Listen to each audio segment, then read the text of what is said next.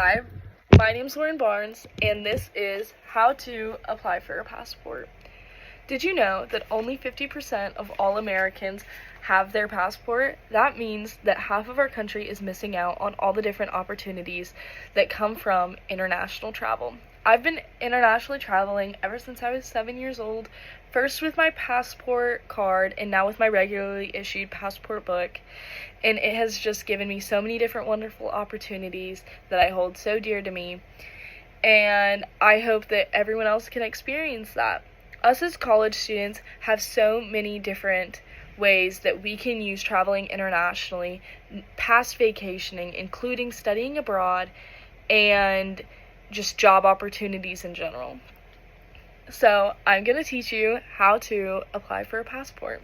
First, we're going to go over meeting the requirements, then we're going to go over the application process, and then we're going to go over submitting your application and waiting. So, first, before you can apply, you need to make sure that you are eligible according to the U.S. State Department. On the U.S. State Department website, there are so many different resources and different little things that help you know that if you are eligible. Once you know that you are eligible and you want to start applying, you're going to need an ID and proof of citizenship and a few other documents that are listed on the U.S. Department of State website. The number one reason that your application will get denied is due to improper ID or proof of citizenship according to Passport Health. A really good tip that me and my mom used was keeping a folder just filled with my ID, my birth certificate, my social security card, really important documents, but keep them in a folder for safekeeping, and then keep that folder somewhere really safe and save it for whenever you go through your application. So now I'm going to talk to you about your application. So, first, according to USPS, you really need to apply early. The earlier you apply for whatever you're getting your passport for, the better you're going to be off. Just avoid all the delays and avoid any of the trouble and the mess that comes with applying for a passport and dealing with the mail system. So just be sure to do that as soon as you know that you are going to be traveling internationally. Next, you're going to fill out your DS-11 form, which is just the main application found on the U.S. Department of State's website. And once you fill that out, you're going to print it out and bring it with you and schedule your in-person appointment to either the post office or your passport facility. Once you do that, once you're at your in-person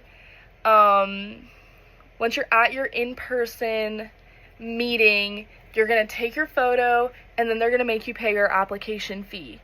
Your application fee is going to be dependent on your post office, so just make sure you go to wherever you are getting your passport's website, and it'll tell you everything you need to know.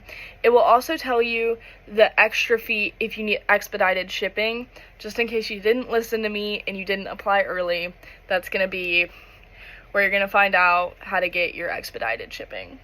Now that we've talked about that, now we can talk about waiting, which I never thought that waiting was such an important part of the process, but after doing a lot of research, it can actually be one of the most important parts of your entire application. So, first you're going to track your application throughout its entire processing period on the U.S. State Department's website. It'll keep everything there for you, and it'll make your life so much easier. And like I said, it'll be your best friend throughout this entire process anyways.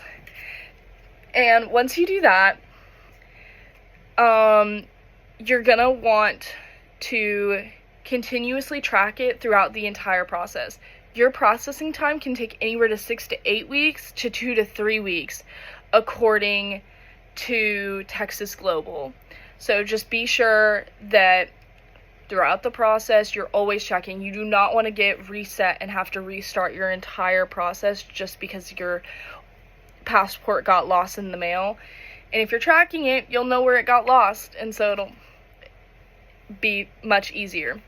A really common mistake that also happens is that you change your information within the 6 to 8 or 2 to 3 week period in which you applied. And so hold out on changing your name or change your name before you get married so you don't mess up your entire honeymoon trip. In conclusion, having a passport is so essential to international travel, and now you know how to meet the requirements, how to apply, and how to track and receive your passport. North America is so beautiful, and there are so many wonderful opportunities in here, but nothing can compete or match the opportunities that are found overseas. And besides that, have you seen the islands that are in Greece? They're so beautiful.